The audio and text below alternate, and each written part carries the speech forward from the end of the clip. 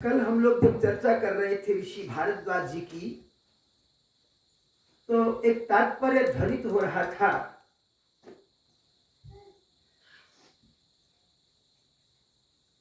वो यह था कि किसी प्रकार से भी जब तक भगवान के चरणों में जीव का पूर्ण अनुराग नहीं हो जाता, वही रहने दो, मत छेड़ो उसको, ज्यादा ना बढ़ो, ठीक है। वहां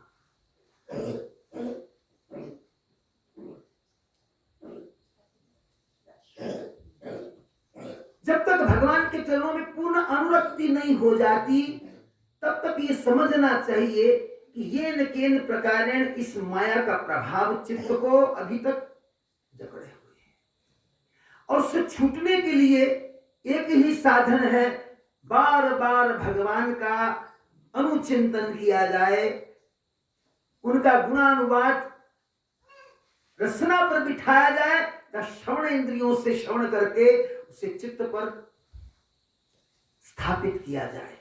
यही याज्ञवल्क्य जी ने किया। यहाँ एक बात में भारद्वाज जी ने किया, यहाँ एक बात छोटी सी और बता दूं, पिछले कल की कथा में जोड़कर,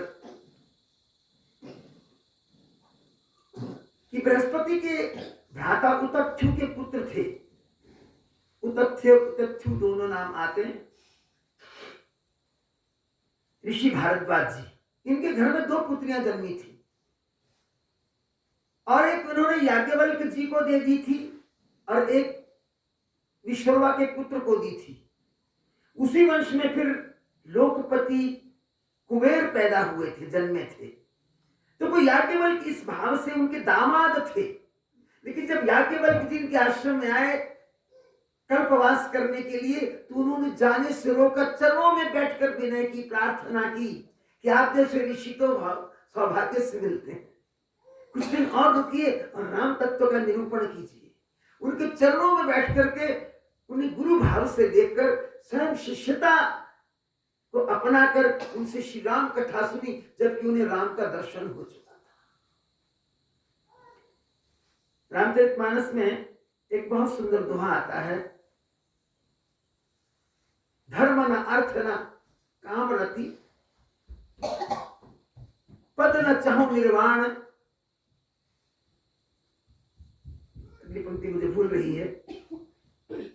जन्म जन्म मोहि राम पद, यह वरदान न आन। कहते हैं विश्वामित्र जी ना, जब रात तिलक हो गया, भगवान श्री राघवेंद्र रावण का विध्वंस करके विभीषण को लंका का अधिपति बनाने के बाद लौट आए, तो रात तिलक होने के बाद एक बार गुरु वशिष्ठ आए और अचानक आ गए। जब भगवान ने देखा कि गुरुदेव आए हैं, तो उठकर जनक नंदिनी सहित खड़े हो गए, दंडवत प्रणाम किया, लोटपोट हो गए, और तुरंत आसन देकर के चरणों में निवेदन किया, गुरुदेव मुझे आदेश किया होता, ये दास चरणों में आ गया होता, आपने सब कर कष्ट किया। महाराज वशिष्ठ ने कहा, हाँ राम, आज मुझे इसी प्रकार आना था, और मैं तुमसे कुछ बात करना चाहता हूं। सर्वज्ञ परमात्मा बड़े उत्सुक भाव से खड़े हैं कि गुरुदेव क्या कहना चाहते हैं। गुरु वशिष्ठ ने कहा, देखो राम, अभिनय तुम्हारा भी बहुत श्रेष्ठ था, लेकिन अभिनय में मैं भी पीछे नहीं रहा। एक्टिंग तुमने भी बहुत अच्छी की, तुम नारायण होकर नरलीला करने में बड़े सफल अभिनेता सिद्ध हुए, परंतु अभिनय मेरा भी कम नहीं था। तुम तो नारायण थे, परमात्मा हो, थे, होगे, पर मैं तो जीव, मैं जीव परमात्मा का गुरु बनकर के परमात्मा श्री राम से चरण धुलवाता रहा, उसे आशीर्वाद देता रहा। मैंने एक प्रतिशत भी डोलने की ओर मैंने अपना झुकाव नहीं किया। मैं अपनी एक्टिंग में सुदृढ़ रहा, अपनी कला में सुदृढ़ रहा, क्षमा करता हूं। अब मुझे ऐसा नहीं चाहिए, मुझे धर्म नहीं चाहिए, अर्थ नहीं चाहिए, काम नहीं चाहिए, मोक्ष नहीं चाहिए, जितनी बार जन्म लूं आपके चरणों की केवल भक्ति मिले, बस अब और नहीं। ऐसा भी पुराणों में आता है कि वशिष्ठ जी से जब कहा गया कि आप धरती पर अवतरित होइए, तो उन्होंने कहा नहीं, अब मैं इस सृष्टि में क्या करूंगा जाकर। कहा कि नहीं, आपको भगवान श्री राघवेंद्र के गुरु बनना है। अब नारायण का अवतार राम के रूप में, मर्यादा पुरुषोत्तम के रूप में, मर्त्य अवतार के रूप में होने वाला। कहा कि नहीं, मैं भगवान का गुरु बनूं, पुरोहित बनूं। बोले हाँ, कुल पुरोहित बनने में क्या आपत्ति है। बोले पुरोहित का कर्म अच्छा नहीं होता, दान लेना पड़ता है। बोले दान मत देखिए, भगवान को देखिए, दान की आड़ में भगवान मिल रहे। तो बोले चला जाऊंगा। इतना प्रेम था भगवान के प्रति उनको, तो अंत में उन्होंने ये प्रार्थना की कि अब ऐसा करने पर विवश मत करना, केवल चरणों की रति देना। तो हम लोगों में चरणों की रति आए, केवल चरणों का अनुराग आए, इसके लिए सब कथाएं सुनाई जाती है, सुनी जाती है। इसी संदर्भ में एक छोटी सी भील कथा है। किसी वन के अंदर एक चंड नाम का भील रहता था, बड़ा भोला था। एक दिन घूमते विचरते उसने किसी खंडहर में शिव की पुरानी प्रतिमा देखी, विग्रह देखा, या यूं कहिए कि पुराना जर्जर शिवलिंग ही देखा।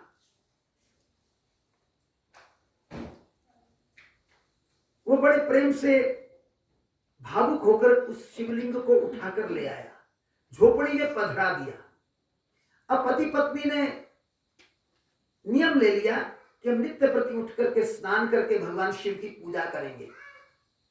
उस भील ने किसी से पूछा कि भगवान शिव की पूजा कैसे होनी चाहिए, तो जैसे किसी ने बताया उसने करना प्रारंभ कर दिया। अब वन में बेलपत्र का अभाव नहीं था, बेलपत्र एकत्र कर लिए। किसी स्थान पर जहां मुर्दे जलते थे वहां से चिता भस्म बटोरी और पोटली में छानी, उसे कपड़े में बांधा, उठा करके ले आया। इस तरह फूल, बेलपत्र और चिता भस्म से भगवान शिव की पूजा नित्य करने लग गया। ऐसे ही जीवन चलता रहा। शिव की भक्ति में दंपति आनंद प्राप्त करते रहे। कहते हैं भगवान वेद मंत्रों से नहीं रीझते,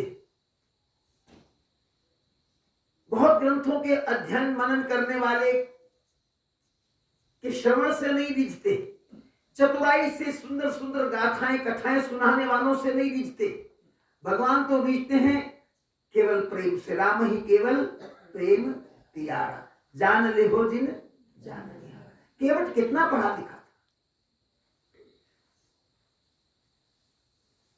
एक दिन की बात, उधर चिता भस्म समाप्त हो गई।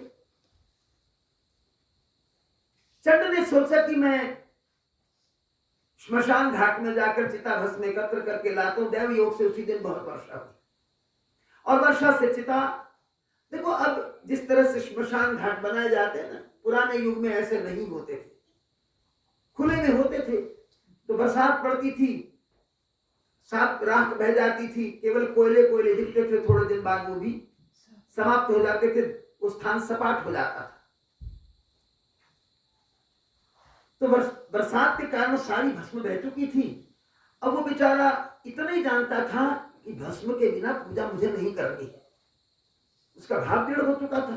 देखो पढ़ा लिखा विद्वान होता ना तो अपने आप को ढांप लेता, आपत्ति काले मर्यादा नास्ति, लेकिन उसके अंदर दृढ़ता थी। उसने कहा भस्म नहीं मिल रही, अब क्या करूं। खिन्न हो गया, उदास बैठ के विचार करने लगा, मैं क्या करूं, मेरी पूजा का नियम टूट रहा है, ये नियम ना टूटे अब क्या हो। इतने में भीलनी ने देखा कि मेरा पति बहुत उदास बैठा है। अपने पति के चरणों में गई, प्राणेश्वर आप उदास क्यों बैठे। बोले देवी क्या करूं, आज मेरा व्रत टूट रहा है। भगवान की पूजा तो चिता भस्म से होनी थी, आज चिता भस्म नहीं मिली। बरसात के कारण सब श्मशान सपाट हो गए। और जब पूजा का उपकरण नहीं है तो मैं भगवान को कैसे प्रसन्न करूं। पहले तो पत्नी ने उदास भाव से ये बात सुनी, फिर कहा ठीक है, बात तो बहुत छोटी है, आप खिन्न क्यों होते हैं, मैं उपाय करती हूं। अभी ने सोचा कि क्या उपाय करेगी। उसने क्या किया, कुटिया के सामने, झोपड़ी के सामने वट का वृक्ष था, वहां पर एक मिट्टी की बेदी बना दी पुराने जमाने के लोग मिट्टी की बेदियां बनाना, लीपना, बुहारना इसमें बड़े निष्णांत होते थे। गोबर से लीप दिया और धीरे धीरे अपनी झोपड़ी का सामान निकाल करके वहां रखने लगी। तो चंड बड़ा विस्मित हुआ कि क्या कर रही है। उसने पूछा भी, बोले आप देखिए, आपकी भस्म की तैयारी कर रहे हो, थोड़ी ही देर में आपको भस्म प्राप्त हो जाएगी और आज के दिन की पूजा आप संपन्न करेंगे। उसने क्या किया, अपने पति से कहा कि भगवान के विग्रह को अब इस वेदी पर स्थापित कर दीजिए। कुटिया तो आप बना ही लेंगे संध्या तक। अब मैं इस कुटिया में जाती हूँ, इस झोपड़ी में जाती हूँ, इसको जला देती हूँ, जल करके भस्म हो जाऊंगी।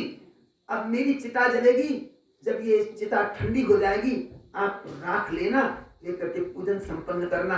ये जीवन भगवान के काम आ जाए, इससे बढ़कर और क्या हो सकता है। चंड ने मना किया कि देखो ये शरीर सुख का धाम है, इसी से धर्म होता है, इसी से पुण्य कमाया जाता है, तुम इसका त्याग ना करो। उसने कहा भगवान की भक्ति से बड़ा पुण्य क्या है, आप मेरे पति हैं, आपकी पूजा ना टूटे, मेरा जीवन काम आ जाए, इससे बड़ा भी पुण्य क्या है। इसलिए आप मुझे ना रोकिए, मुझे जलने दीजिए, लेकिन भगवान की पूजा का नियम नहीं टूटना चाहिए। निरुत्तर हो गया चंड। उसने झोपड़ी में प्रवेश किया, उसको आग लगा, धू धू करके वो झोपड़ी जली, उसका शरीर जल गया,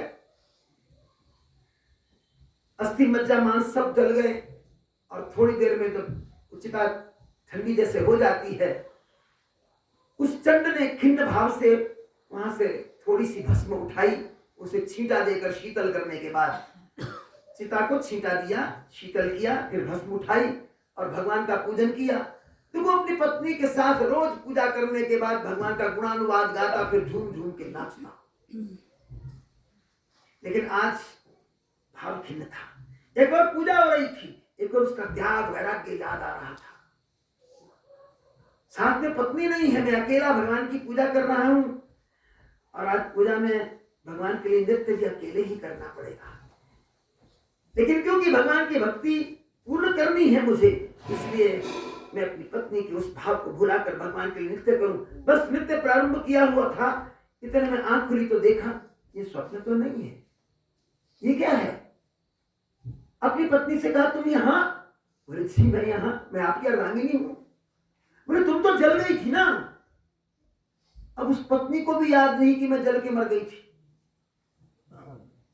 बोले नित्य की भांति शिव पूजन में मैं आपके साथ होती हूं और अब भी साथ हूं। इतना बड़ा वैराग्य। जो ही पत्नी ने यह बात कही, शंकर भगवान साक्षात आकर खड़े हो गए, दंपति को आशीर्वाद दिया, चरणों में गिर गए।